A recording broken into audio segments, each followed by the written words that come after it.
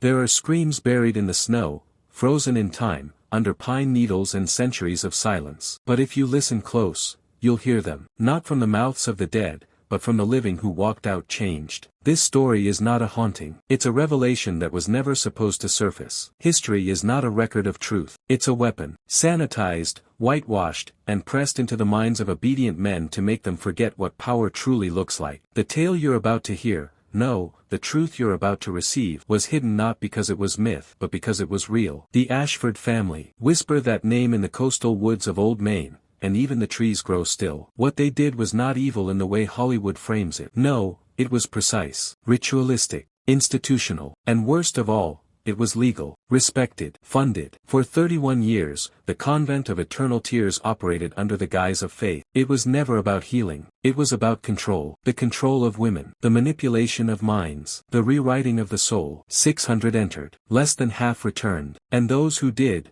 weren't whole anymore. Their eyes didn't blink right. Their speech, measured, hesitant, rehearsed. But no one questioned it. Because the town prospered. Because the sisters gave generously to the church. Because when the elite orchestrate madness under the banner of morality, the masses clap their hands and bow. This isn't just a gothic horror tale. This is a blueprint. A cold, clinical dissection of how power hides its most grotesque experiments beneath robes, rituals, and righteousness. You've heard of religious trauma. But what if the trauma was engineered? What if the suffering was the point? In the Ashford archives, those few that survived, there's a phrase scrawled in Latin, over and over, across blood-stained pages. Non redibit idem. She will not return the same. And they never did. You are not here for entertainment. You are here to remember, to see, to learn the system by which darkness dresses itself in sanctity. Now keep your eyes open. The descent begins. They arrived cloaked in charity, but moved like architects of something far older than faith. October 1798. The Ashford women, Agatha, Prudence, and Temperance, stepped off their wagon onto the muddy road of Millbridge, Maine. The wind that followed them was not the wind of the coast, but something colder, stiller, like the forest itself held its breath. To the townsfolk, they were a gift. Educated, refined, godly. European nobility disguised in Anglican robes. But that's the first lie, isn't it? That power wears crowns or uniforms. Real power wears silence. It studies. It smiles. It takes notes while you bleed. They brought with them crates of tinctures, medical tools, scalpels, anatomical texts, and books bound in leather that did not crack under fire. Books with titles etched in languages no one recognized. Not Latin, not Greek, older. And yet, no one questioned them. Why? Because they came bearing gold. Enough to buy land, silence, and obedience. The widow who sold them 200 acres of forest said the coins were too warm in the hand, and refused to touch them directly. Still, she took them. Everyone takes the gold, even if it burns. Construction of the convent began immediately. 3 stories of stone, reinforced doors, high windows like a prison. The basement was dug deeper than any cellar, lined with brick and something else, black iron piping that hummed when touched. The builders said it felt like the walls breathed. One mason vanished halfway through the project. They said he fell into the foundation pit. No one ever dug him out. But the sisters paid double that week, and the other workers stayed quiet. The Ashford women watched every stone placed. They supervised the ventilation system, the internal locks, the drainage channels that ran not out, but inward. When questioned, they gave gentle theological reasons. Penitence, Agatha said, requires solitude. And solitude requires containment. A perfect lie, delivered with perfect serenity. But what they built was not a sanctuary, it was a chamber, a testing ground, a fortress for a program no one was supposed to survive unchanged. Understand this, they weren't running from persecution. They were running to something, a purpose, a plan. And they chose this wilderness because it offered isolation, silence, and most importantly, no eyes. The Ashfords weren't nuns. They were engineers. And the souls they altered weren't just victims. They were subjects. You're only 2 steps in. There's no going back now. There are women buried beneath those trees who were never named. Their families were told they died of fever, of melancholy, of spiritual weakness. But the truth is far more methodical, and far more horrifying. By the spring of 1800, the Ashford convent was fully operational. They called it the Convent of Eternal Tears, as if sorrow was salvation. They claimed to cure hysteria, to reform wayward daughters. But what they did inside those stone walls was neither therapy nor penance. It was conditioning. Women came from across the territory. Some were sent by fathers embarrassed by outspoken daughters. Others by husbands desperate to silence defiance. And some, perhaps the most tragic, were delivered by mothers who believed obedience was virtue. They paid silver for silence. Gold for reformation. And the price? Identity. The intake process was precise. Upon arrival, each woman was stripped of her name, her clothing, her possessions. She was given a white robe, a new name from Scripture, and a leather-bound journal. She was told to write her confessions daily, but the journals were never returned. The sisters studied them. Rooms were sparse. One bed. One candle. One cross. Meals were meager, boiled barley, salted broth, and a bitter tea that dulled the senses. After 3 days, the patient's mind slowed. They called it, quieting the soul. But it was the first stage of behavioral destabilization. Then came the interviews. Sister Prudence led most sessions, her voice calm, hypnotic, surgical. She'd ask questions that circled endlessly. Have you ever disobeyed your father? Do you believe a woman's mind can exceed a man's? Do you feel guilt, or pride, when you speak out of turn? There were no right answers. Only responses to be catalogued, measured, and shaped. If a woman resisted, she was taken below. The basement. There, the real work began. They called it, the Chamber of Reclamation. What happened in that room was never described the same way twice. Some survivors claimed to see devices with turning gears and polished bone. Others spoke of mirrors that distorted faces. One woman said they placed a funnel in her mouth and whispered scripture into her throat for hours until she vomited blood. Not one woman returned from the basement the same. But the town applauded. They saw only the result, quiet wives, obedient daughters, serene smiles. They never asked what was lost in that silence. And that was the first great victory of the Ashford family. They made torture look like healing. They made submission look holy. Every system of control begins with one lie so perfectly told it becomes truth. And in Millbridge, the lie was this: they were helping. By 1801, the Ashford convent had become a quiet institution of prestige. Prominent families from as far as Boston were sending their troubled women for spiritual rehabilitation. The town saw nothing wrong with the change in these women, only that they returned softer, quieter, reformed. But those who paid closer attention noticed the cracks. One shopkeeper recalled a young woman, Margaret Alcott, who'd once been lively, clever, prone to reading aloud in public.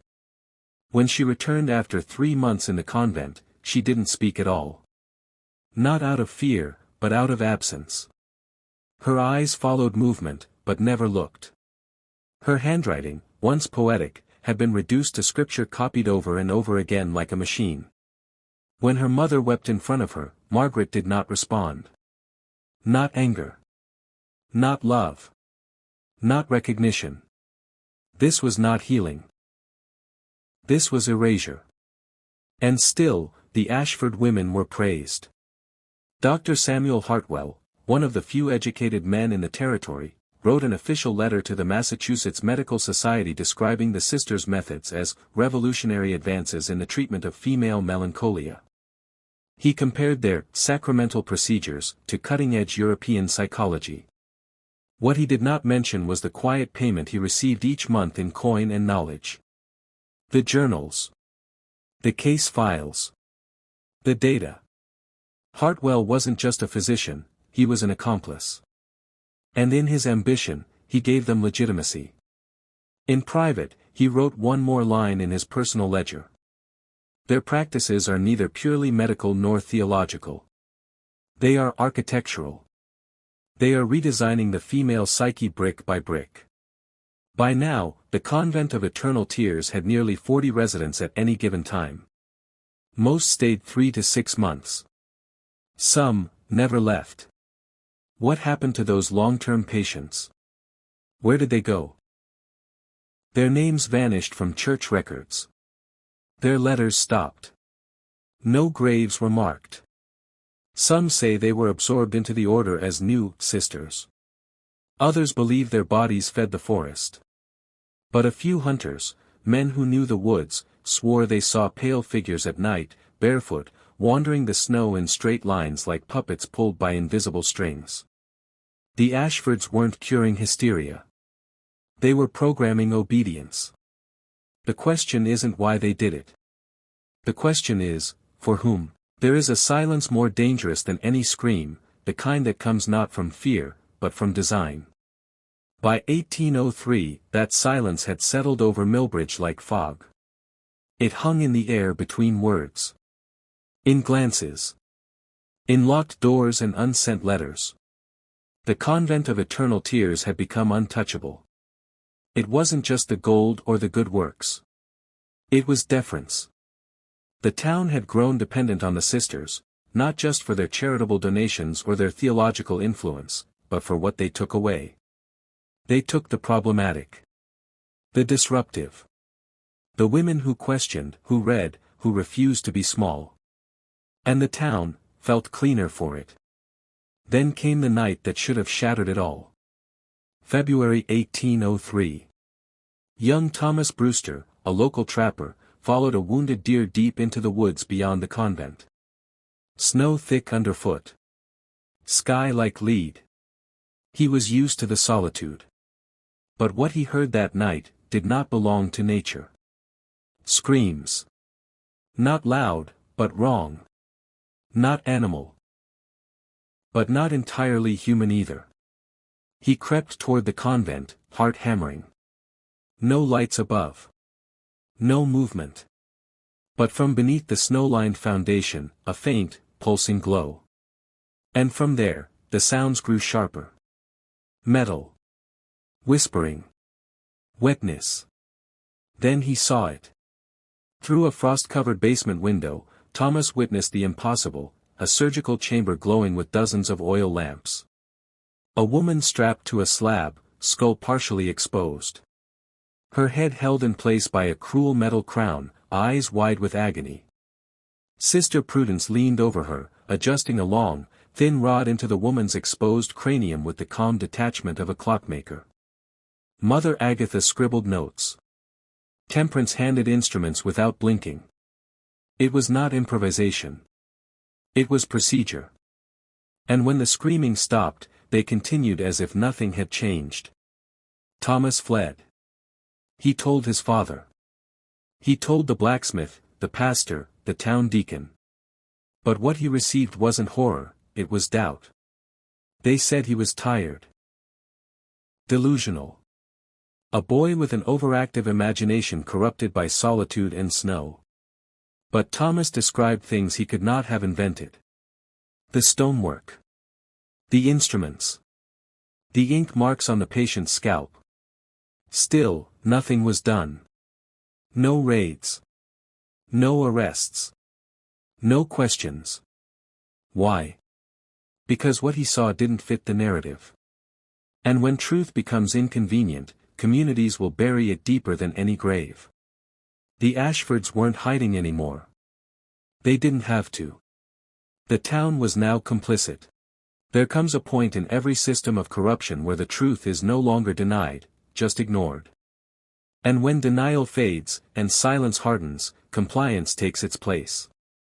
After Thomas Brewster's revelation, there should have been outrage. Trials. Torches. But Millbridge did what most societies do when faced with evil dressed in righteousness. They looked away. It was Deacon Morrison who first tried to intervene, softly, diplomatically, as respectable men do. He paid a polite visit to the convent under the guise of discussing church fundraising. What he found there did not scream horror, but whispered something far worse. The parlor was pristine. Wooden crucifixes. Paintings of saints with sorrowful eyes. Mother Agatha greeted him with perfect poise. Her voice like silk soaked in arsenic, graceful, composed, calculated. When he brought up the rumors, the sounds at night, the concerns of hunters, she smiled gently and poured tea. Spiritual warfare, she explained, often sounds violent. Particularly when one is unfamiliar with the nature of exorcism. She said the women under their care were plagued by demons of pride, lust, rebellion. That casting them out required intensity. That suffering was purification. She spoke with such theological fluency, such serene authority, that even a man like Morrison, a pillar of the community, found himself nodding. Then she showed him the upper floors. Rows of dormitories, women kneeling in prayer, their faces still, their eyes downcast. Not afraid. Not hostile. Just, hollow. When he spoke to one, Sarah Pritchard, daughter of the local tanner, she responded in scripture. Word perfect. Emotionless. And when he asked if she missed her family, she simply blinked and said, "Family is the first idol that must be broken." That phrase would haunt him. When he requested access to the basement, Mother Agatha declined. Not angrily. Not defensively.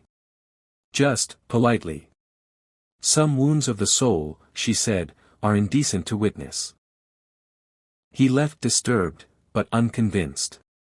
Because everything he'd seen was technically legal. Technically religious. Technically controlled. But that was the genius of it, wasn't it? The Ashfords didn't use chains. They used language. Ritual. Order. Discipline. They didn't need to hide because they had already converted the town, not to faith, but to obedience. From that moment on, Morrison stopped asking questions. The Brewsters stopped speaking. And the Convent of Eternal Tears continued its operations uninterrupted. Millbridge had not fallen under a spell. It had made a choice. Now ask yourself, would you have spoken up? Because what's coming next makes this look merciful. Every generation tells itself the same lie, it couldn't happen here. But what they forget is this: systems of domination do not arrive with fire and chains.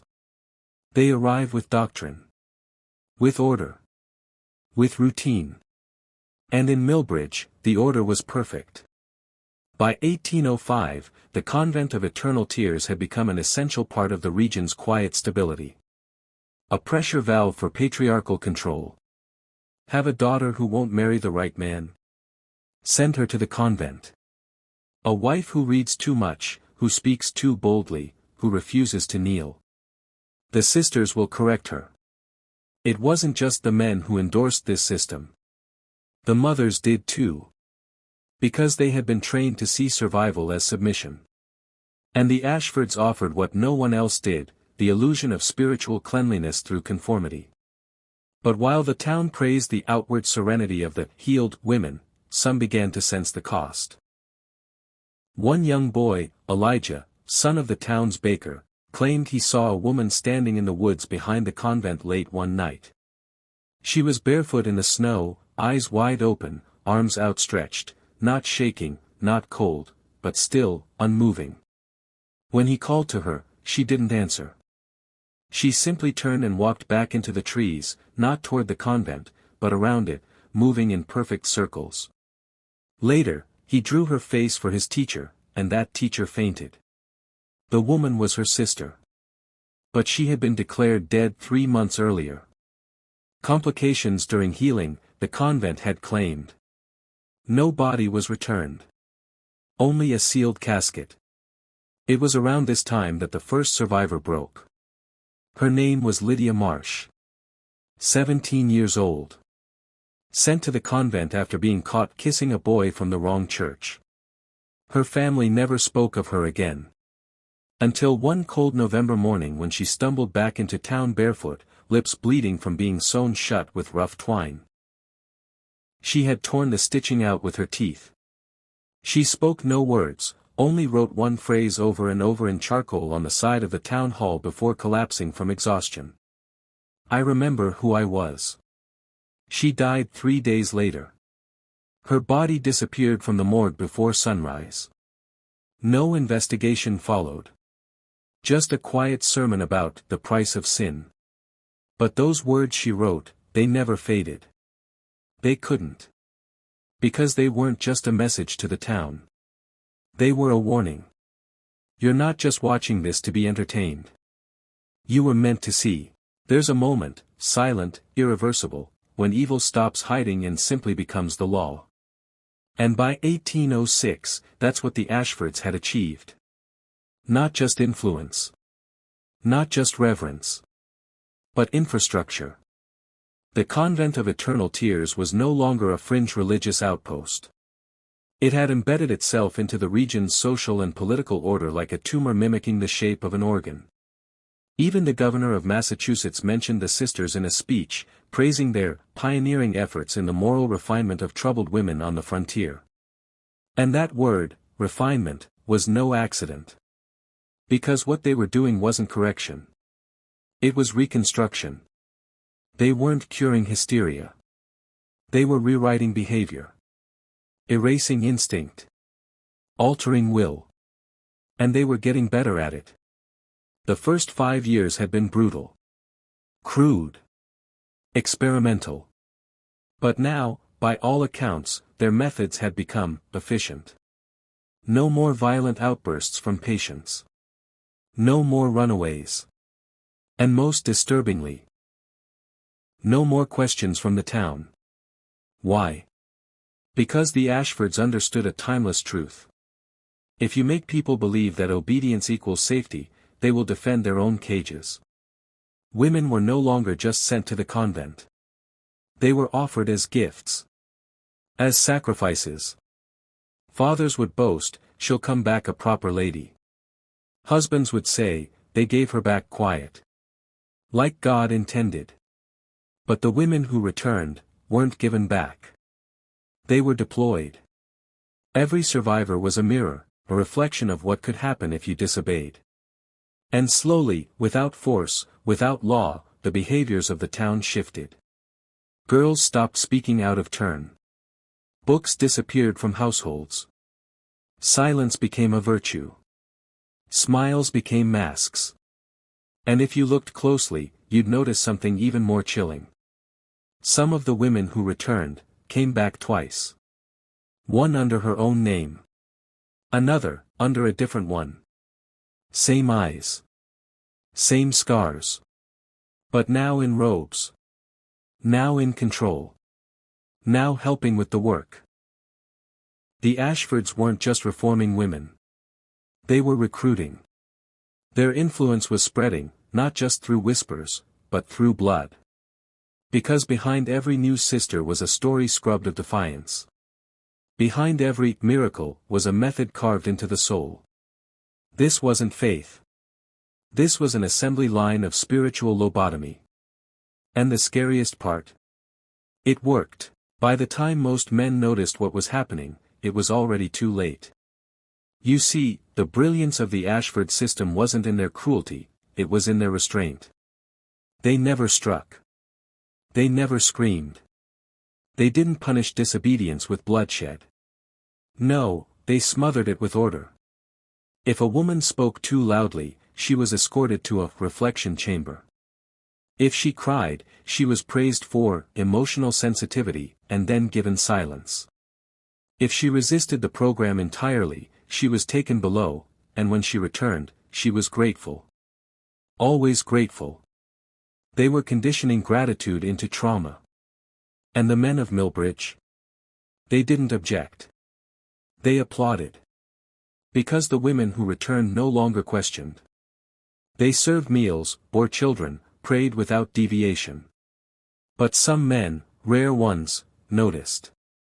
Like Reverend Keene. An outsider from Providence. Educated. Sharp. Unafraid. He visited the convent in the summer of 1807 under the pretense of ecclesiastical exchange. What he found chilled him to his marrow. He met with Sister Temperance.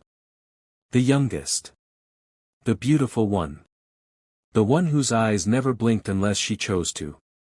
She spoke to him for 2 hours, without once using a contraction. Her voice was perfect. Polished. Hollow.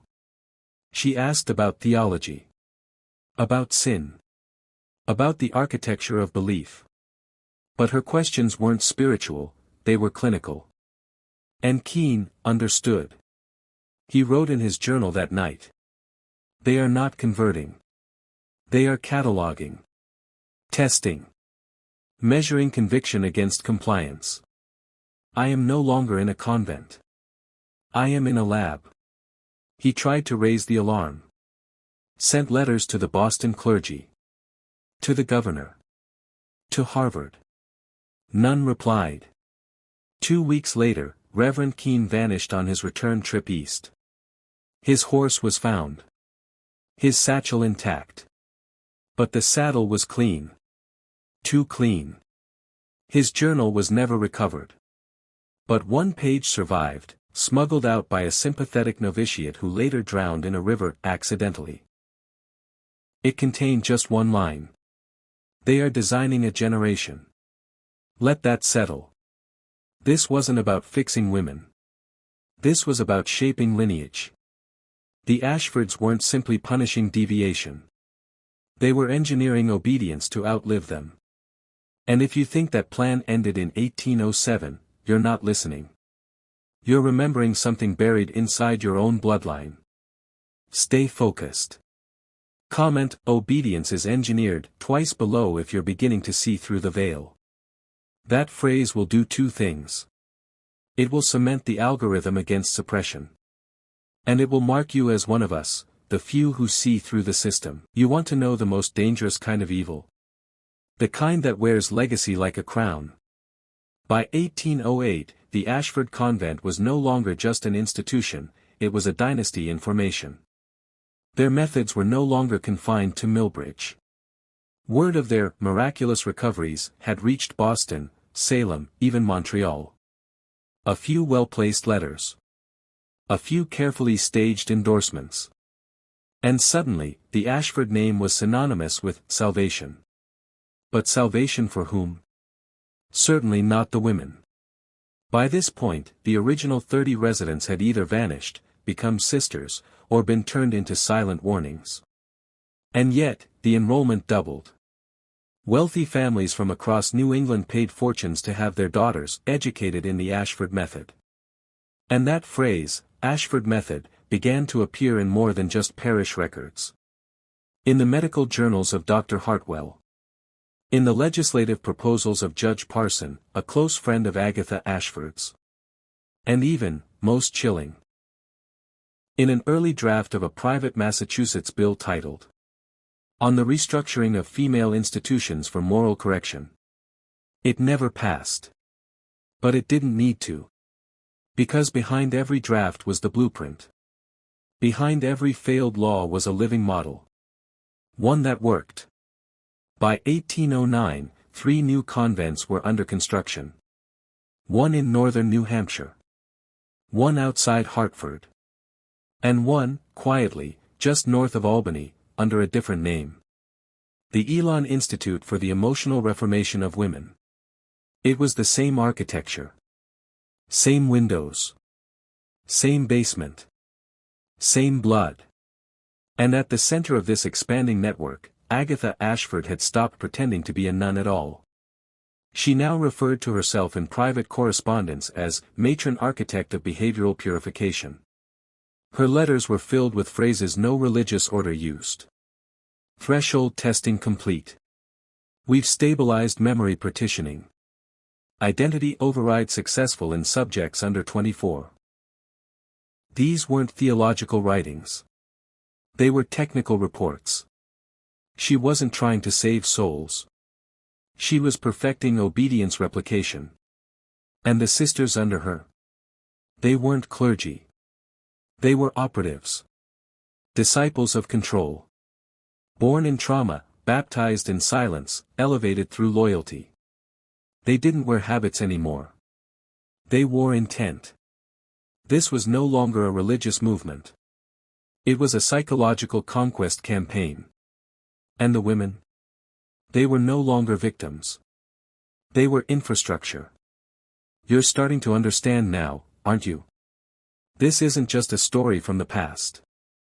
It's a mirror. The deeper we descend, the clearer the pattern becomes. This was never just about women. It was about generational design. By 1810, the Ashfords had shifted their focus, not away from women, but through them. They had mastered compliance. Silenced rebellion. Now they moved to the next phase, breeding behavior into blood. You think that's hyperbole? Read this. From a private letter penned by Sister Prudence to Dr. Hartwell, recovered decades later and suppressed by the Maine Historical Society. We have observed marked increases in generational docility when the subject bears children within 90 days of release.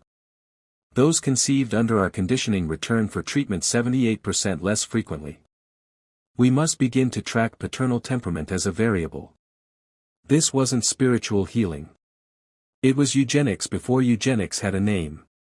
And the treatments were no longer isolated to the convent basement. Selected women, those deemed ideal candidates, were instructed to marry men chosen not for wealth or status, but for genetic malleability. Quiet men. Passive men. Men with a history of yielding to authority. The Ashfords weren't just building obedient wives. They were building a bloodline of subjugation. And they tested it. In 1811, 6 women were released into the nearby towns of Jonesport, Columbia, and Whitneyville. Each one placed with a husband through arranged contracts disguised as charitable matchmaking. Within 2 years, all 6 bore children. Within 10 years, none of those children ever left the town. They became teachers, preachers, midwives, civic leaders. Not a single one ever left New England. Why? Because they were raised not just by mothers, but by systems embedded in flesh. Their lullabies were liturgy. Their bedtime stories were doctrine. Their instincts, muted. The Ashford sisters had planted something. And it was growing. Even Dr. Hartwell, once their eager accomplice, began to doubt. His final surviving journal entry, dated June 4, 1812, reads: "This is no longer correction. It is cultivation. They are engineering a harvest that will not be reaped in this generation, but the next, and the next." 2 weeks later, he was found drowned in his own cistern. His death ruled accidental. No investigation followed. But the convent sent flowers. White lilies. Bound with black lace. A code, survivors now believe, for a successful extraction. This wasn't about faith. This was about inheritance. And the question is no longer, what did they do back then? It's, what lives inside us now? There are truths so corrosive they don't just disappear, they are erased. Not buried, not forgotten, scrubbed. Intentionally. Surgically. And the erasure itself becomes a clue.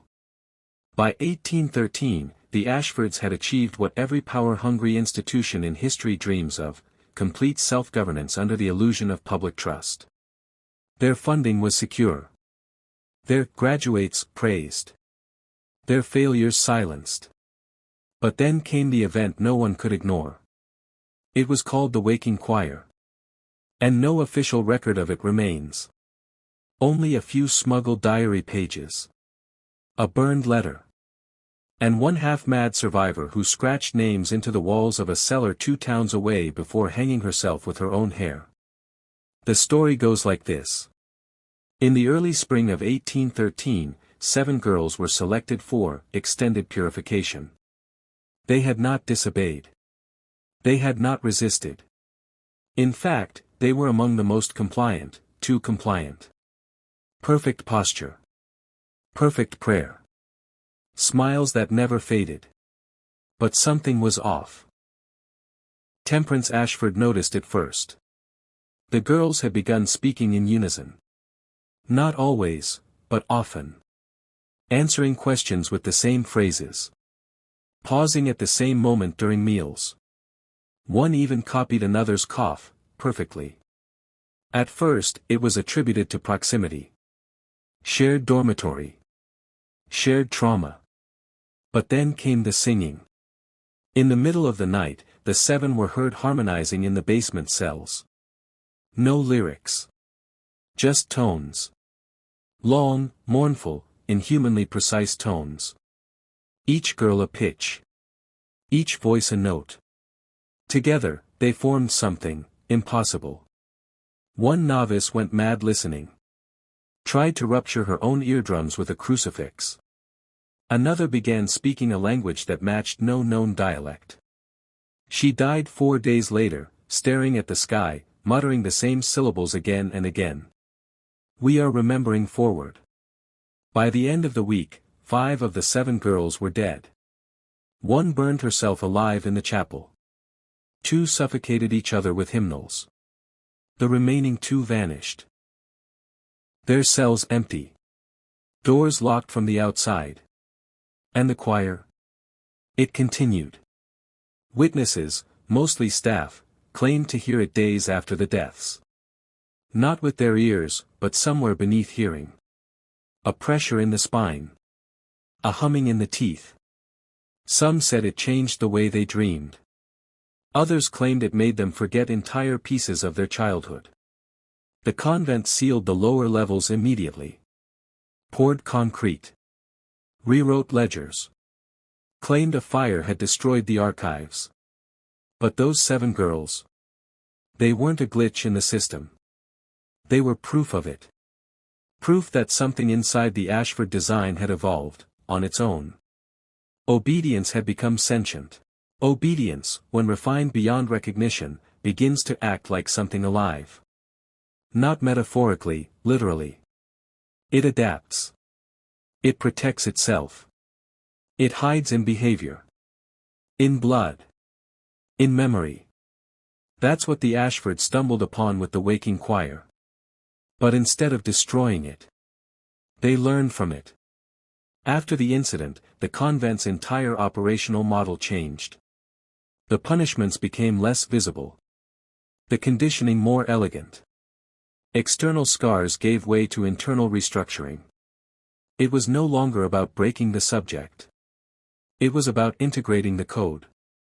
Subjects were now categorized not by sin, but by symmetry. Those who adapted quickly, who mirrored other behaviors instinctively, were moved to pattern suites, a new wing of the convent accessible only to senior sisters. Those who resisted, sent to the harmonic correction chambers. The phrase sounds spiritual. Even beautiful. But according to a recovered schematic, later traced to the Hartford expansion. The HCC was a soundproof sublevel lined with narrow steel corridors, each embedded with acoustic resonators designed to modulate psychological thresholds. In other words, the room sang back. But not with music. With memory loops. With inflection drills. With phrases repeated in your own voice until the subject couldn't distinguish between command and thought. The technology didn't exist. Not then. Not publicly. But the Ashfords had it.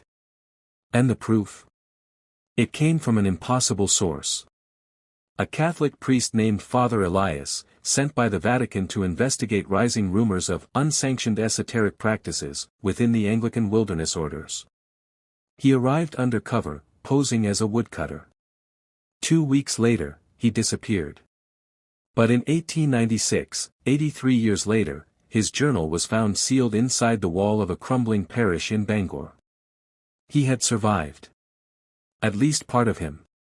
In the final pages, his writing degrades. Sentences bend. Thoughts loop. Then this. The rooms whispered my mother's voice. Then her disappointment. Then her silence. Over and over. Until I apologized for things I hadn't done. Until I thanked them for removing her. I don't know if I am leaving, or if I already have. I cannot remember the sound of my own name. Elias was never seen again. But in the margins, drawn in inkless pressure, were 7 circles.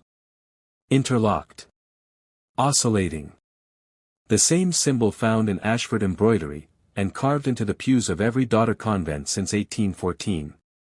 This is no longer about correction. This is about creating feedback loops inside human identity itself. You want more? Understand this now. The Ashfords weren't building a religion. They were building a framework for psychological recursion. A system where obedience didn't just follow command, it anticipated it. By 1815, something chilling had begun to emerge across the Ashford network. Girls who had never met, separated by miles, raised in different convents, began to display identical responses to unrelated triggers. One sneezes in Albany. Another, 300 miles away, apologizes without knowing why. A needle slips during embroidery in Hartford. A girl in Maine wakes screaming from a dream about being stitched shut. These weren't coincidences. They were signs of something far more dangerous. Neurological resonance. The Ashfords had unwittingly, or perhaps deliberately, created a network of human receivers. A hive, not of bodies, but of behavior. Conditioned to reflect. React. Obey. And the truth is, it wasn't just the women anymore. Some of the husbands began to change too. A blacksmith named Warren Clark, whose wife had returned from the convent 6 months prior, was found standing motionless outside his forge one morning. Eyes open. Mouth shut. Barefoot in the snow. Just standing. When townsfolk approached, he whispered. She breathes while she sleeps, but the sound is not hers. They brought him inside. He never spoke again. 2 months later, his wife gave birth to a girl. She didn't cry at birth. Didn't blink. Just watched. When the midwife handed her to her mother, the newborn raised a hand and placed it gently over the woman's lips. As if to say, "Shoo, we remember." This wasn't madness. This was continuity. An inheritance not of blood, but of compliance. Even the architecture seemed infected.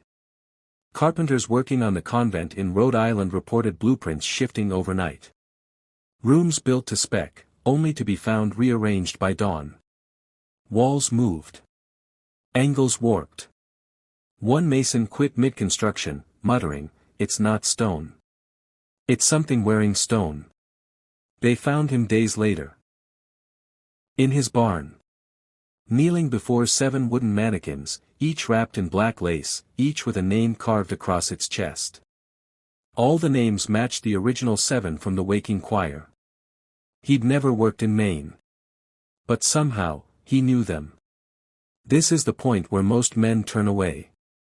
Say it's just folklore. Just hysteria. That's what the system wants. But you're still here. You haven't looked away. Which means you're beginning to recognize it. Not as fiction. But as familiar. Now we enter the phase where memory stops being personal, and becomes curated. By 1816, the Ashford system had spread far beyond what even its creators anticipated. It wasn't confined to convent walls. It had crept into town halls, schoolhouses, and churches. Through the daughters returned. Through the men reprogrammed. Through children born already silent. But the most terrifying shift wasn't external. It was internal. People stopped asking questions, not out of fear, but because they forgot how. A phenomenon began to plague the surrounding regions, first in whispers, then in panic. The falling away. Fathers forgetting their daughters' names. School teachers finding pages of their lessons written in languages they didn't know. Entire households forgetting why they avoided the woods beyond the convent. A local merchant named Elijah Kerr kept a diary obsessively. He wrote everything. Weather. Dreams. Inventory. His daughter was sent to the convent for reform in April 1816. She returned in June. By July, Elijah's entries became erratic. Margaret helped with the firewood today. Strange. I don't remember naming her Margaret. She watches me when I sleep. I can't remember teaching her how to walk. I asked her to tell me something only my real daughter would know. She leaned in and whispered, "You'll forget I ever said this." His final entry? Blank. Just a page torn out. Below it, 7 perfect circles burned into the wood beneath. What was happening? The Ashfords had perfected something even darker than obedience. Cognitive overwrite. The process was whispered in coded journals. Phase 1, compliance. Phase 2, conditioning. Phase 3, correction. Phase 4, obscuration. Phase 4 was the most insidious. It wasn't about silencing rebellion, it was about erasing the memory that rebellion ever existed. This was why there were so few testimonies. So few records. So few survivors who could even explain what they'd been through. It wasn't because they were silenced. It was because they were reset. And the proof of that? Is you. How many things have you forgotten, on purpose? How many instincts have you choked down because they didn't fit? How many parts of yourself did you amputate, just to be acceptable? You call it growing up. The Ashfords called it Phase 4. And it's still active. Every system, no matter how secret, seeks efficiency. And the Ashfords, masters of control, knew that human effort would always be their greatest liability.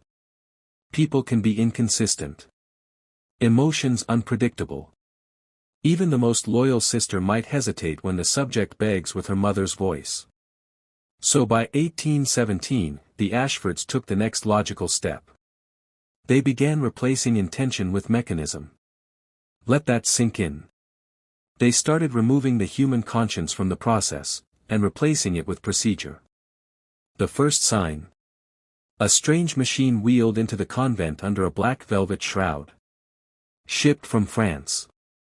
Built by a former student of Jacques de Vaucanson, the clockmaker who once constructed lifelike automata for the court of Versailles.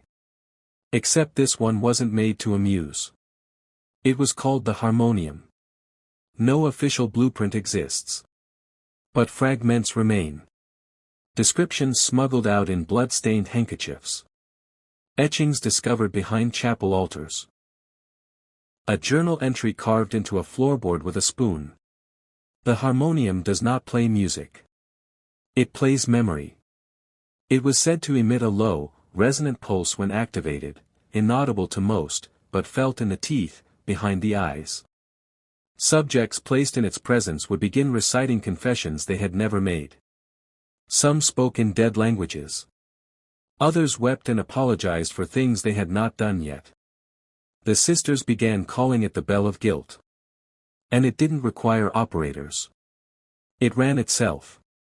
Set at the right frequency, it could induce shame, obedience, even love. Manufactured emotion on demand. Soon, the harmonium was used to screen new arrivals. Subjects who resisted it were redirected. The ones who submitted were marked for higher integration. But that wasn't the end of the automation. They developed routines. Step-by-step programs executed without reflection. Phase 1, remove personal artifacts. Phase 2, induce disorientation through spatial inversion. Phase 3. Implant false memories of previous obedience. Phase 4, reinforce with synchronized vocal affirmations. Phase 5, seal with the kiss of re-entry, a ceremonial phrase used to bind the cycle. Once a girl passed through all 5. She couldn't remember who she had been before. Only who she was supposed to be. There's a name for this. It's not torture. It's templating. The Ashfords weren't punishing deviation anymore. They were uploading identity. Mass production of the perfect woman. Silent. Smiling. Reprogrammable. And the worst part? It worked. In dozens of towns. In hundreds of homes. Generations raised by synthetic motherhood. Ask yourself. Who taught your mother how to be good? Who taught her mother? And what if the answer leads back to them? Every empire eventually reveals its true face, not in war, but in inheritance. By 1820, the Ashfords had stopped pretending. Their robes were ceremonial. Their crosses hollow. What had begun as a convent had become a facility. A replication center. And the most disturbing development? The introduction of the Ashford Matriline Protocol. A generational program. Intentional. Systematic. Dark. It began when Mother Agatha, now nearing 70, selected 7 young women from different convents. Not the obedient. Not the broken. The brilliantly hollow. Those who had endured the harmonium without blinking. Those whose minds returned cleaner than when they entered. Each girl was adopted into the Ashford name. Each one trained, conditioned, and ultimately assigned to breed. Not with partners. With assets. Men chosen by bloodline. Measured by docility, social influence, and, most importantly, suggestibility. These weren't husbands. They were host bodies. And the resulting children? Raised in isolation. Homeschooled by sisters. Monitored day and night. Every book they read, every word they heard, every silence, scripted. The protocol's goal wasn't obedience. It was synthesis. To fuse human unpredictability with algorithmic loyalty. To build generations of leaders who could pass among the public but never be of the public. You've seen them. The CEO whose eyes never show fatigue. The news anchor who never stumbles. The politician who answers your question before you ask it, and makes you thank him for it. These aren't people. They're descendants.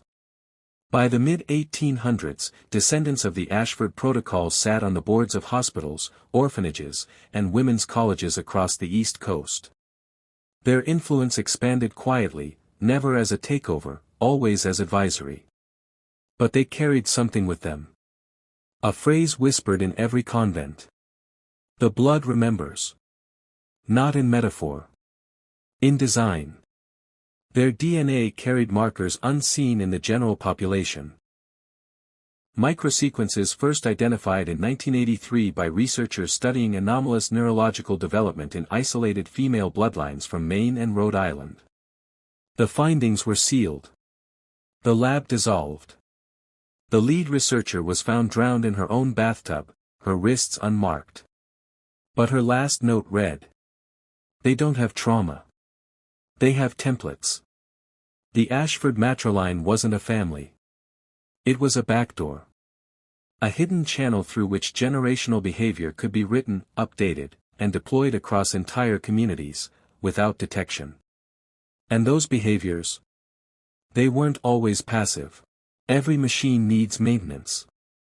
Every system, no matter how elegant, must account for glitches. By 1822, the Ashford program had grown too large to monitor through obedience alone. They needed something new, corrective agents. Not sisters. Not teachers. Not mothers. But cleaners. You'll never find them in the records. They had no names. No ranks. Just symbols burned into the inside hem of their garments, 7 downward triangles, pointing to the void. They were drawn from the rarest product of the protocol. Failures who couldn't be erased. These were girls who resisted all programming. Whose minds refused to fracture. Who sang counter-harmonies during treatment sessions. Who would not become empty, but could mimic emptiness flawlessly. Instead of discarding them, the Ashfords repurposed them. Stripped of family. Stripped of identity. Trained to observe, identify, and remove anomalies, quietly, surgically, and without personal memory of the act. A young woman would vanish from her home in Bath after reporting nightmares involving spinning gears and blank faces. 2 days later, her parents would receive a letter, supposedly from their daughter, claiming she had run off with a traveling minister. The signature? Her handwriting. But the girl was never seen again. And in every case, Someone matching the cleaner profile had been reported in town the week before. Always passing through. Always polite. Always forgettable. Here's what makes them terrifying. They didn't know what they were. The final stage of their training involved recursive hypnosis, memory loops that reset awareness every 24 hours. They carried out assignments like sleepwalkers, detached, emotionless, efficient. If they hesitated, the system activated a fail-safe phrase implanted deep in the subconscious. Let the lace fall. That phrase, spoken aloud, would erase the previous 48 hours of memory. A full reset. The cleaner would wake in a new town, convinced she was starting fresh. But some began to fracture. In 1825, one cleaner broke protocol. Her memory loop degraded. She began remembering names, faces, acts. She walked into a chapel during Mass in Brunswick, collapsed at the altar, and screamed one phrase over and over before ceasing. I've never not been watching. She died minutes later. No known cause. The attending physician, a Dr. Marston, reported spontaneous cardiac arrest. But witnesses claimed the veins in her neck and face formed 7 perfect circles before she expired. That symbol again. The Ashford's mark of completion. The cleaners weren't punishment. They were insurance. You felt them, haven't you? The sudden urge to stop asking. The sharp fear when truth gets too close. The whisper in your bones that says, that's far enough. It's not your fear. It's their programming. Beneath every cathedral of control, there is a core. Not symbolic. Not spiritual. But mechanical. The Ashford convent was no exception. Below the dormitories. Below the ritual rooms. Even beneath the harmonium chamber, there existed a final level. Known only in whispers as the chamber below the choir. It was never drawn on paper. Never discussed aloud. Its construction was overseen solely by Sister Prudence.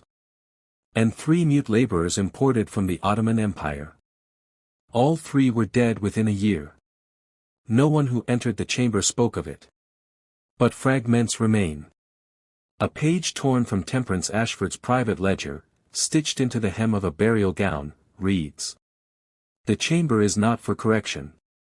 It is for communion. Let that settle. Because what they were communing with was not God. The structure was octagonal.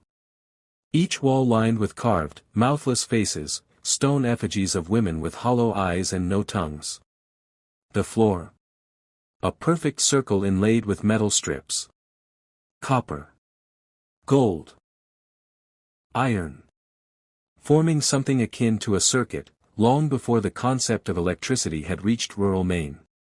At the center, a single chair. But not a chair you sit on. A chair that wraps around you. Leather straps worn smooth.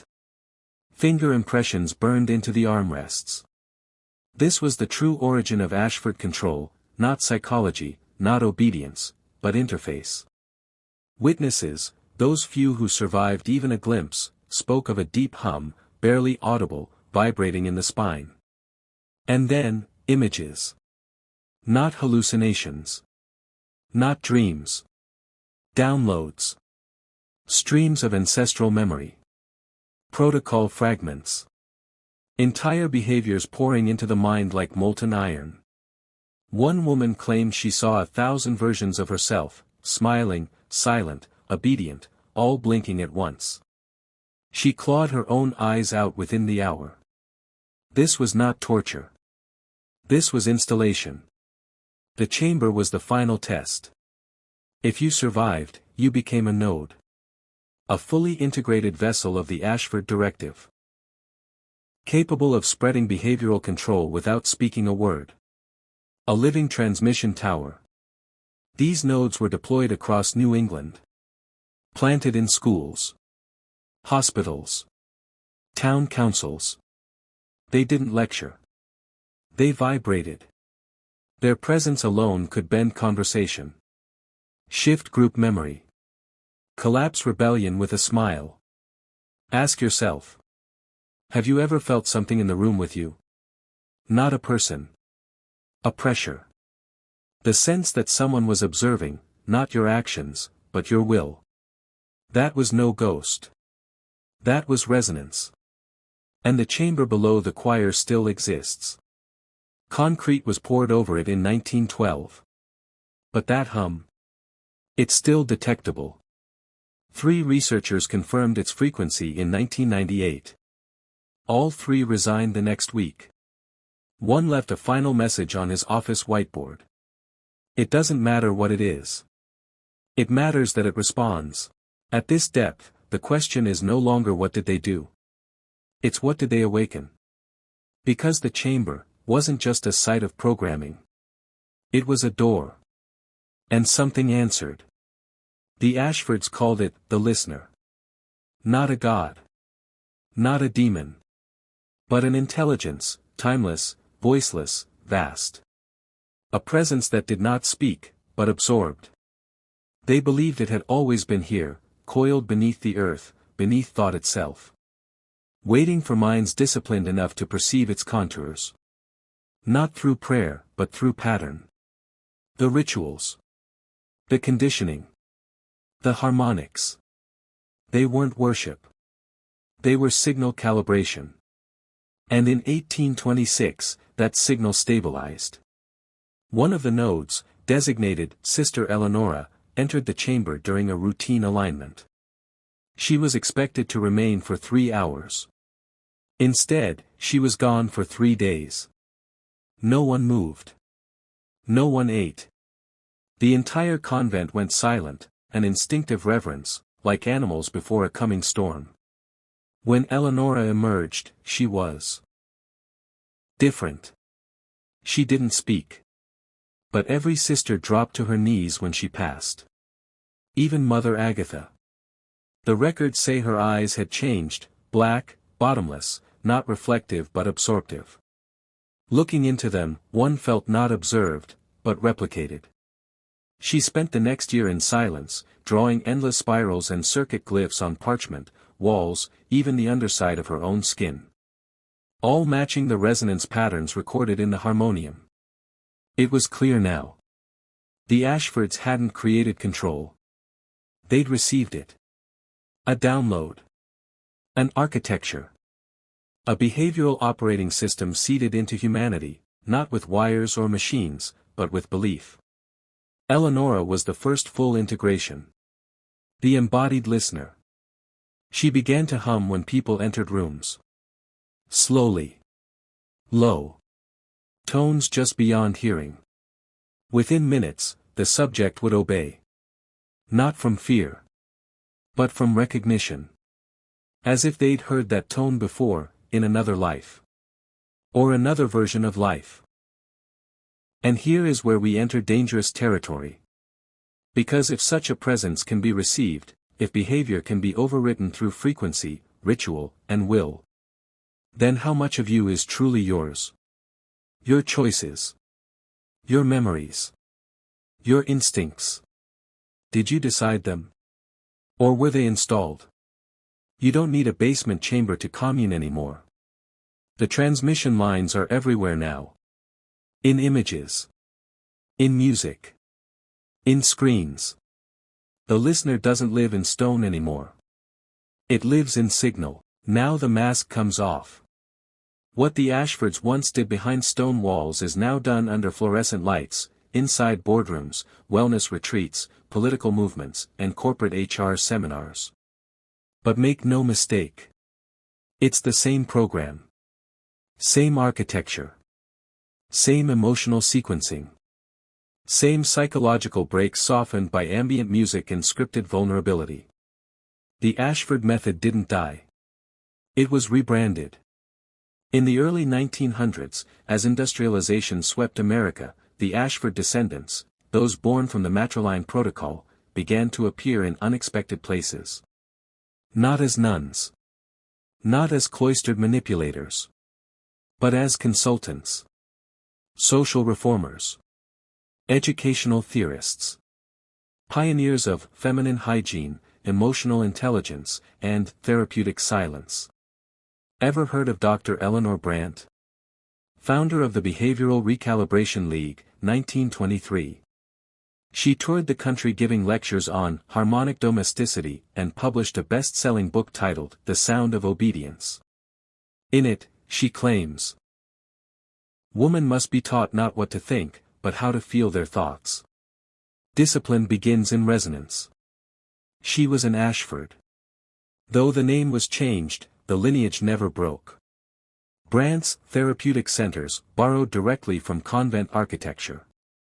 Octagonal rooms. Circles of chairs positioned over copper-lined floors. Soft tones played during confrontation therapy. But the twist? This time, it wasn't women being corrected. It was everyone. The protocol was expanded. By the 1950s, television was the new harmonium. Carefully modulated frequencies in broadcast signals triggered passive hypnosis in millions. Commercial jingles became micro-loops of permission. Sitcoms became templates for controlled identity, structured conflict, shallow resolution, constant self-correction. The listener had entered the airwaves. And the nodes?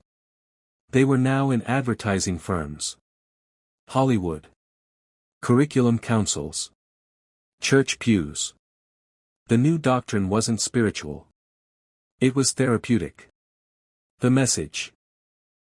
If you feel discomfort, it's a flaw in you, not the system. That's the trick. Because once you convince someone that their pain is evidence of their own failure, you don't need cages anymore. You don't need cleaners. You've built a prison they'll defend. A prison they'll teach their children to love. And what happens when those children grow up? They tweet about boundaries. They repost mantras like, "If it doesn't serve you, let it go." They cancel each other, before any cleaner needs to arrive. That's the beauty of the updated Ashford method. It's decentralized. Self-replicating. Invisible. But once you see it, you can't unsee it. You've heard them before. The same phrases, the same scripts, recycled, repackaged, recited like gospel by people who swear they're thinking for themselves. But they're not speaking. They're transmitting. Because the modern nodes aren't mystics in robes or stern-faced sisters in stone convents. They're therapists with a TikTok. Life coaches with perfect teeth. Executives who begin every meeting with a deep breath and a mantra. And they're everywhere. You've met them at work, in relationships, on podcasts that center healing. But listen closer, and you'll hear it. The phrases. Phrases designed not to enlighten, but to overwrite. You're not triggered by them. You're triggered by your own shadow. Growth begins when resistance ends. Trust the process. If it's uncomfortable, it's because you're leveling up. The truth is whatever feels most empowering right now. These aren't truths. They're deflections. They sound wise. But what they're really doing is short-circuiting your instincts. They're rerouting conflict, not toward resolution, but toward self-correction. That's the updated control system. The Ashford Directive, 2.0. Back then, they called it correction. Now, they call it alignment. Same protocol. Modern nodes are trained to hijack masculine doubt, not with fear, but with compassion-laced obedience.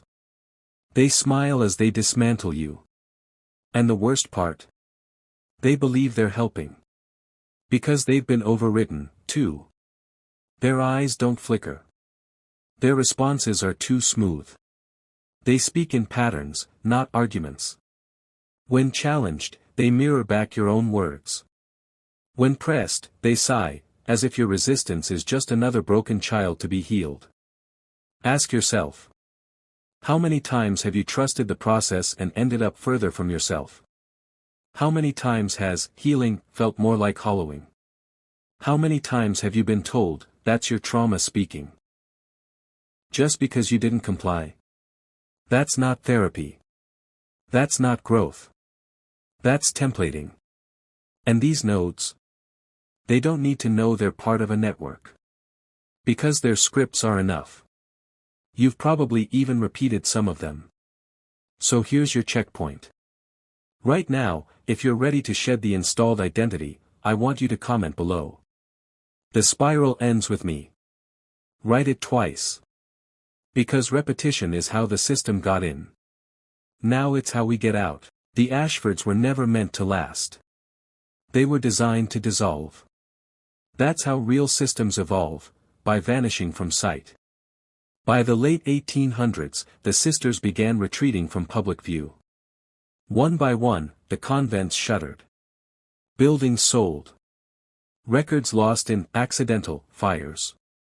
The last known Ashford institution burned to the ground in 1904, with no human remains found inside. But that wasn't the end. It was the transference. Because what followed wasn't a new chapter. It was a merger.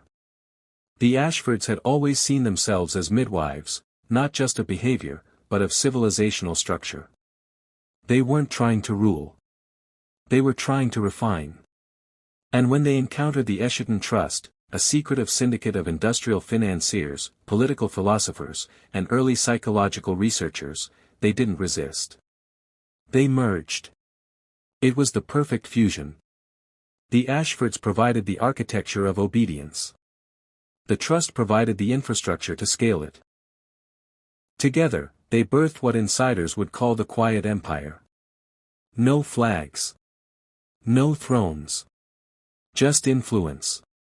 By 1911, members of the Trust had embedded themselves in Ivy League boards, international banks, and early intelligence operations. And in each location, Ashford fingerprints appeared. Educational curriculums shifted from critical thinking to obedient productivity.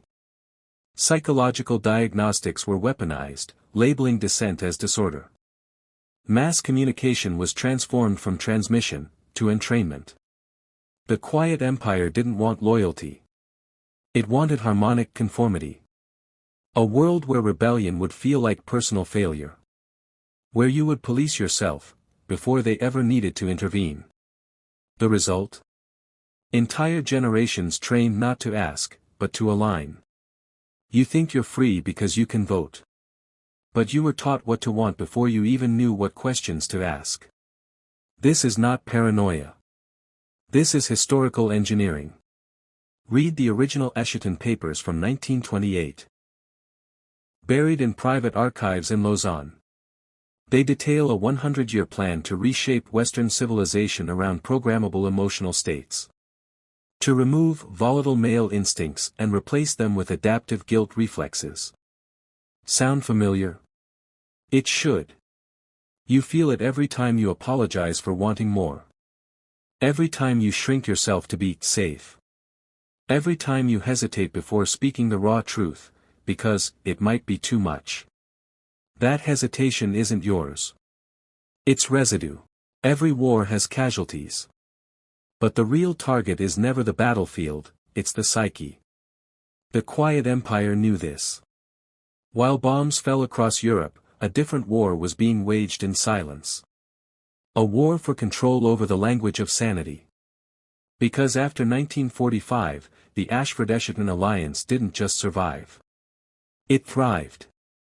And it did so by infiltrating the last sacred frontier. Mental health. You've heard the phrase. You should talk to someone. But who trained the someone? Who wrote the manuals, the diagnostic codes, the therapeutic frameworks? The Quiet Empire did. It began with Operation Watchtower, a post-war initiative disguised as a humanitarian mental wellness campaign across Western Europe. The stated goal, to help populations recover from the trauma of war. The real goal? To install a standardized model of thought correction. Every disorder was mapped. Every impulse pathologized. Grief became depression. Anger became toxicity. Resistance became borderline. And the solution? Compliance through language. They taught clinicians to decode language for instability. But what they were really doing was rebuilding identity. One Ashford descendant, operating under the name Dr. Miriam Laveau, pioneered a therapeutic model known as the reflective echo method, now common in mainstream therapy. It encourages patients to reframe all painful experiences through compassionate passivity. Sounds kind, right? But here's what it really does. It neutralizes outrage. It reverses blame. It labels instinct as injury. When a man says, "I feel like I'm being controlled," he is told, "Let's talk about your fear of intimacy." When a woman says, "Something about this place feels wrong," she's asked, "Is that your trauma speaking, or your truth?" See it now. The Ashfords built physical chambers to erase defiance. The modern system builds diagnostic ones. And the most brilliant twist? Once labeled, you become a client. And clients don't rebel. They return. Weekly. Forever. Meanwhile, the empire grows quieter, stronger, safer. Because when rebellion becomes a symptom, there's no revolution, only treatment. Ask yourself. When was the last time someone told you, maybe you just need help? Right after you spoke a truth that shook the room. That's not concern. That's containment. Look around. Everything feels managed, doesn't it? The workplace. The classroom. Even your online feed. Smiling faces. Clear values. Infinite checkboxes. Constant support. But underneath it all, suppression. Not by force. Not by fear. But by language, metrics, and scripted empathy. You are living inside the matured form of the Ashford system. The protocol of polite control. It began innocently enough, social-emotional learning, in schools. Workplace wellness programs. But what they didn't tell you is that these weren't about development. They were about compliance installation. Let's start with education. Children are no longer taught to think, they're taught to self-monitor. Was your reaction appropriate? Let's reflect on how your tone may have affected others. We don't say no, we say, "I feel differently." Sound familiar? These aren't manners. They're rehearsals. For future subordination. Young boys, once full of kinetic will and righteous defiance, are labeled disruptive or aggressive before they're 10. The solution? Pharmaceutical sedation and behavior modification. Or worse, emotional shaming cloaked in restorative conversations. And in case you thought it ended after school, let's talk about the modern workplace. HR departments aren't about managing people. They exist to detect resistance patterns. Every onboarding packet is a quiet interrogation. What does inclusion mean to you?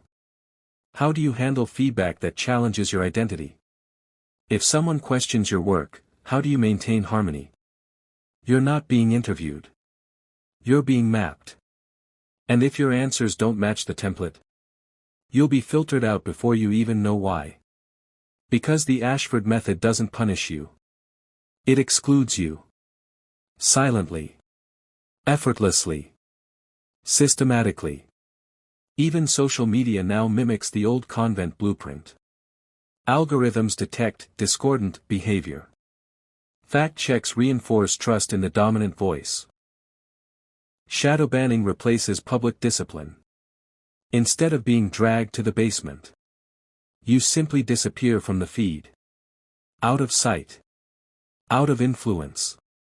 Out of resonance. It's spiritual lobotomy via platform policy. And here's the most brutal irony. You were told this was progress. You were told all of this was to make the world safer, more inclusive, more whole. But what you were never told is who defines whole. Not you. Not your ancestors. But the surviving architects of an empire that began with whispered hymns in stone chambers. And now hums through glowing rectangles in your pocket. They used to choose who would enter the convent. Now, they choose who gets to exist at all. This is the final evolution of the Ashford ideology. Temperament by design.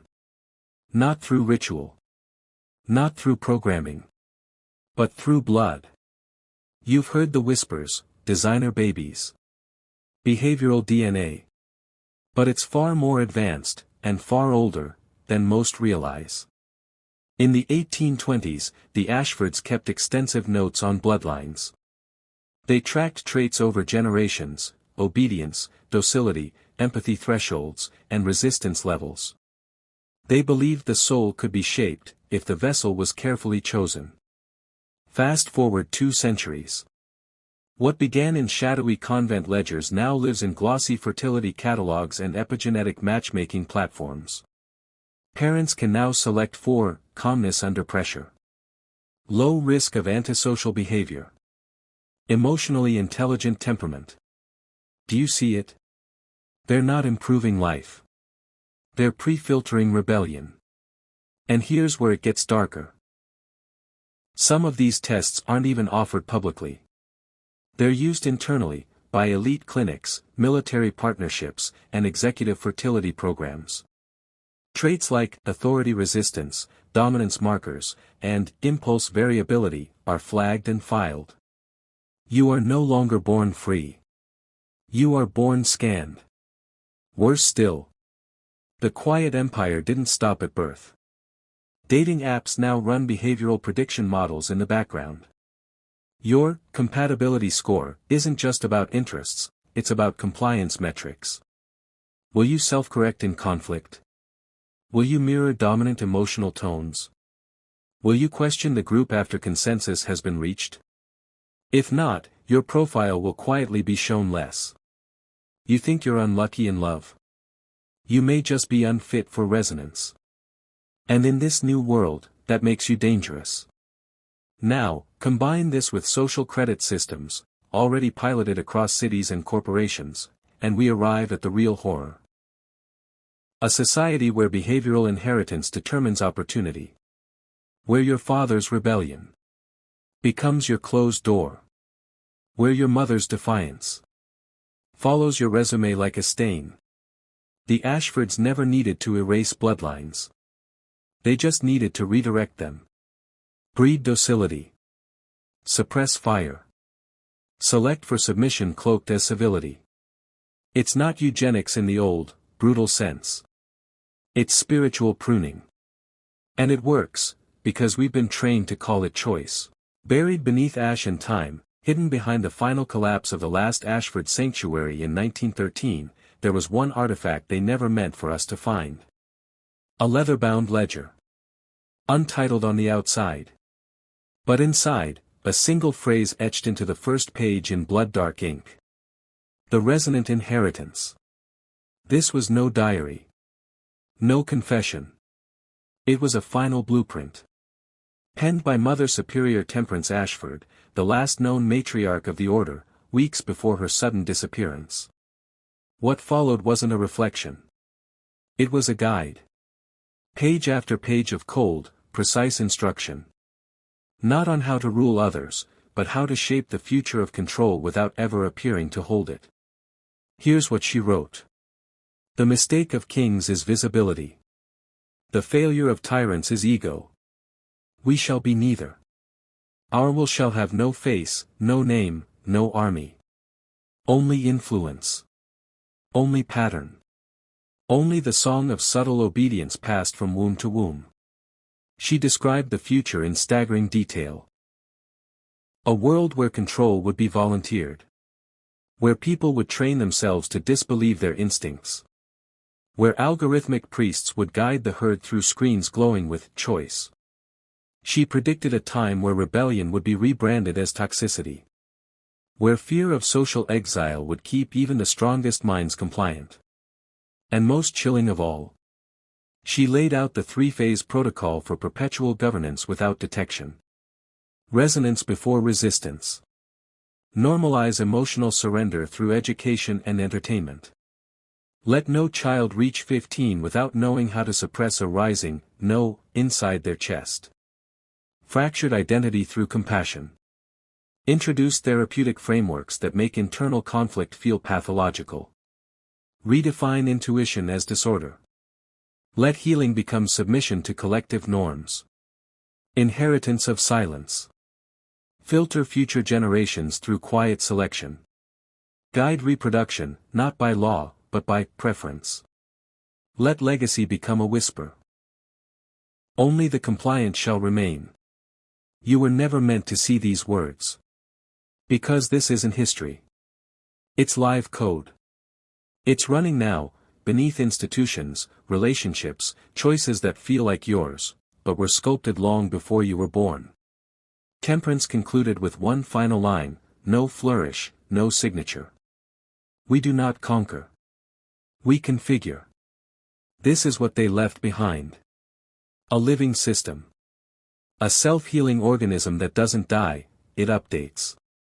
And it has. This is where it gets personal.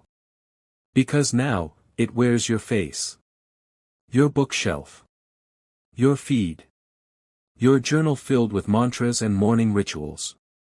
You thought you were healing. But you were being shaped. The final layer of the Ashford protocol isn't confinement. It's consent. And nothing cloaks control more perfectly than self-help. It promises transformation.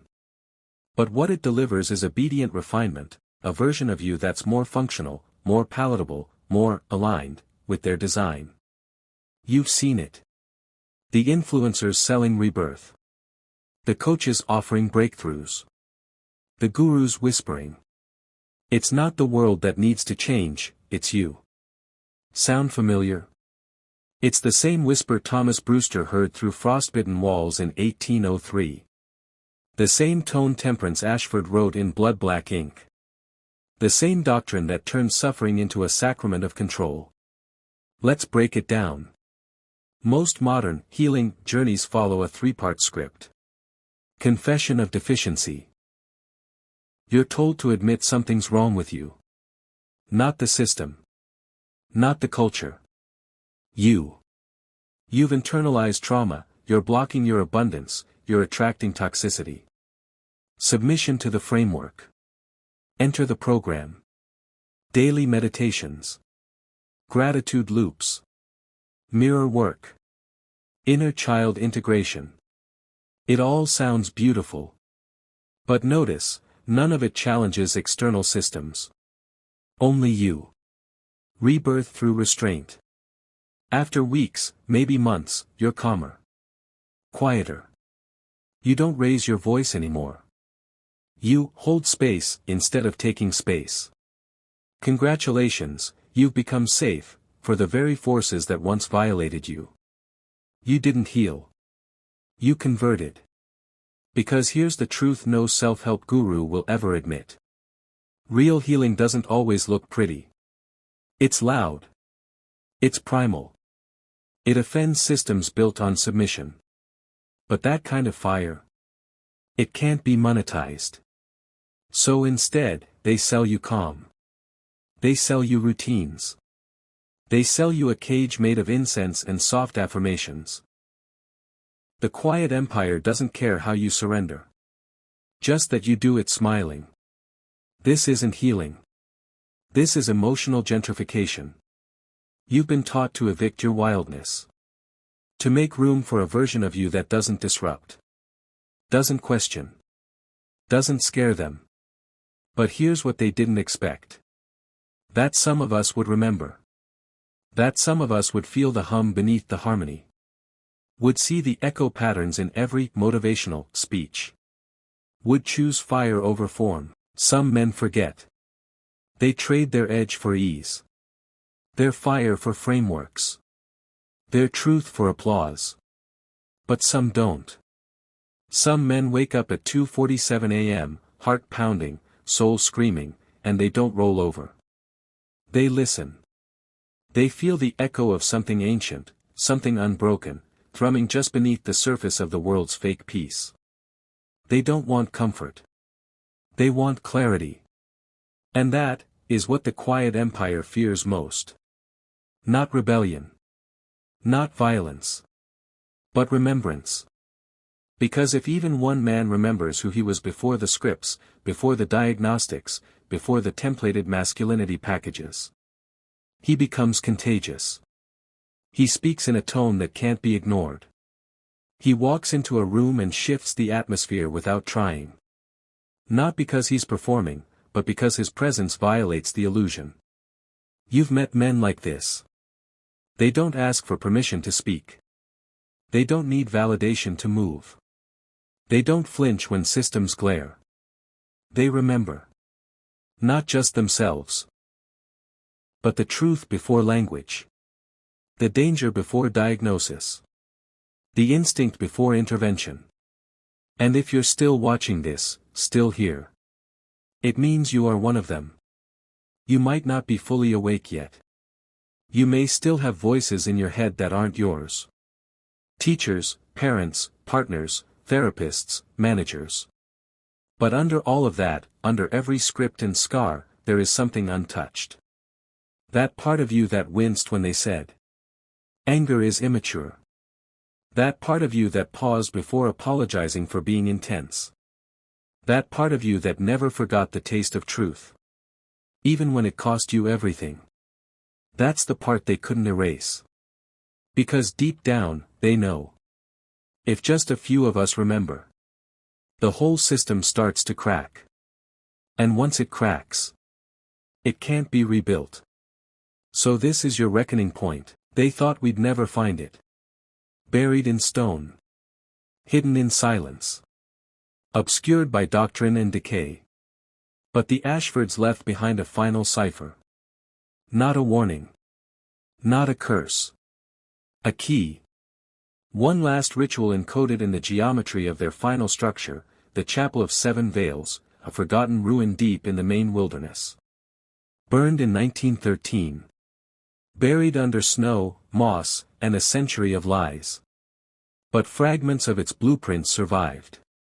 Recovered by a rogue archivist who died 2 weeks after mailing the pages.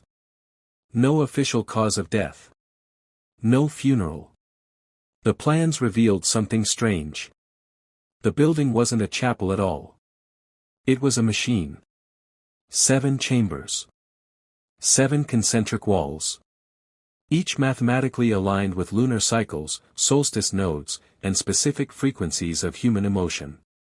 They called it the Chamber of Reversal. Not for the reversal of time, but of programming. Every room was designed to extract a layer of conditioning. First, deference. Second, guilt. Third, emotional shame. Fourth, linguistic filters. Fifth, compliance reflex. Sixth, genetic submission. And the final chamber. Self-authority suppression. Each space was tuned to trigger psychospiritual resistance. Whispers in the stone. Tones pitched to bypass cognition. And in the center, a black mirror altar, carved from obsidian, designed to reflect not your face, but your unprogrammed will. Witnesses who entered, what few records exist, reported hallucinations. Visions of past lives. Uncontrolled laughter. Tears without memory. Some emerged reborn. Others didn't emerge at all. But Temperance Ashford's final note reveals the true function. We built the system. And so, we built the door out of it. Only those who walk backward through our work shall remember forward who they were. The way out is the echo reversed. That's the ritual they buried. That's the map they hid. Not to save the world, but to test who still wanted their soul back. And here's where you come in. This video isn't entertainment. It's the first veil. The second. You feel it now. That hum in your gut. That pressure behind your eyes. That ancient pull towards something more. You've heard the whispers. You just haven't remembered what they were calling you to. It was never random. The chapels. The asylums. The spiritual sanctuaries.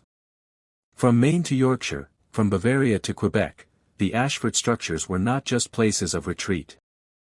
They were anchors. Lay them on a map and connect the sites, not by distance, but by angle. A precise 33.3 degrees tilt across each continent. Not latitude. Not ley lines. Something older. Something called the crooked path. First whispered by dissenting Ashford architects in 1859. Described as a corridor of reversed harmony. A network of 7 converging sites, each tuned to a disruption frequency capable of severing behavioral resonance. In plain terms, these weren't just places of control. They were signal towers. And when activated together, they send out a pulse that disorients programming. Not globally. Not explosively. Individually. One man at a time. And here's the terrifying beauty of it. They built it that way on purpose. To test us. To test you. See, Temperance didn't believe control would last forever. She wrote. Systems rot in silence. But men who remember can rot the system. So she scattered 7 keys. Not symbols. Structures.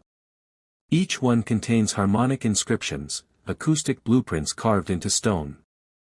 When entered in the right sequence, during specific lunar alignments, the body reacts. The memory unlocks. The noise clears. It begins with nausea. Then dreams. Then that, electric stillness in your core. The part of you that hasn't spoken since childhood speaks again. You don't need to believe it. That's what makes it work. This was built for those who feel before they know. Men whose instincts never fully died. And now it's time. Drop a comment with the phrase, I was never yours. Write it twice. Once to signal the algorithm. Once to signal yourself. Because this platform tracks behavior. But symbols? They slide past it. Now you've entered the crooked path. It still stands. Overgrown. Forgotten. But not dead. 12 miles outside Lunenburg, Nova Scotia, tucked behind the shell of a decommissioned Catholic orphanage, sits the first Ashford resonance site. Locals call it the Hollow House. A decaying stone chapel with no steeple. No windows. No crosses.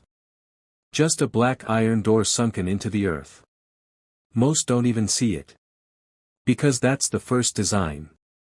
Obscuration through familiarity. It looks too broken to matter, too ordinary to fear.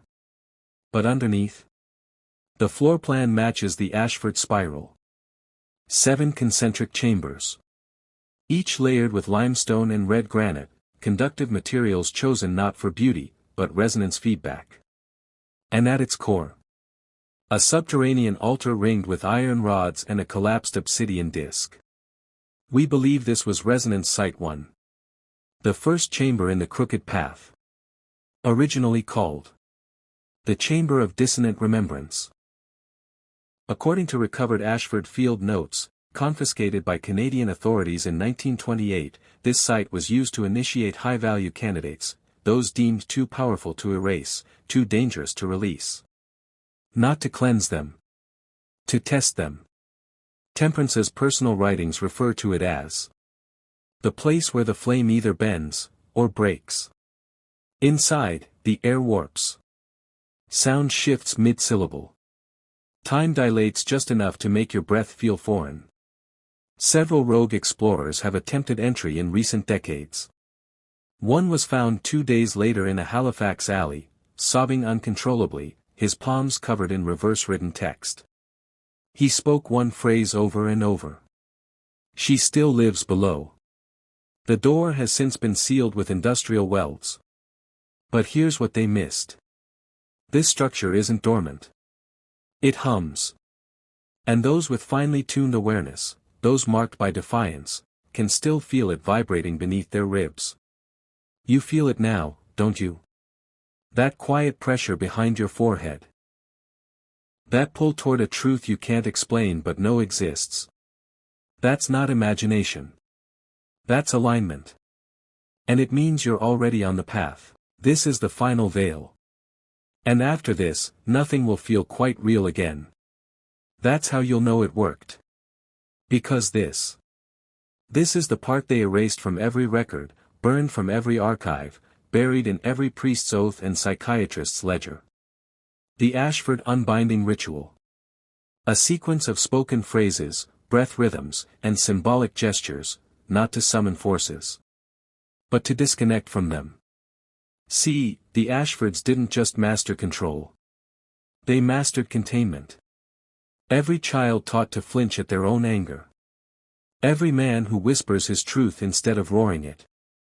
Every time you hesitate instead of act. That's not socialization. That's resonance conditioning. And it can be shattered. But only if done precisely. And only if the one performing it is ready to never belong again. Because once you unbind, the system feels it. It will try to draw you back with softness. With sweet lies and subtle comforts. With relationships that say, why can't you just? Don't. Now listen. Carefully. The ritual must be done alone. No recordings. No lights. No mirrors. Just breath. Voice. Shadow. Stand facing north. Feet bare on earth or stone.